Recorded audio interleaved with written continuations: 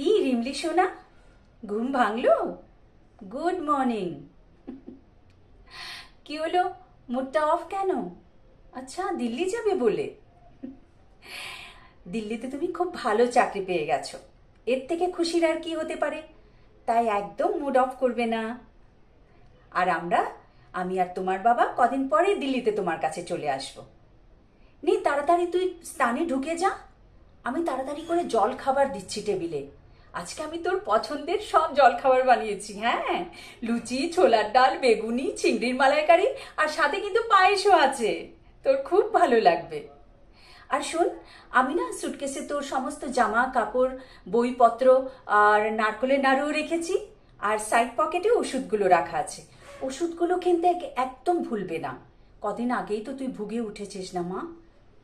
আর শোন, ওখানে গিয়ে না তুই আমাকে রোজ ফোন করিস, না হলে আমি ভীষণ চিন্তায় থাকবো রে।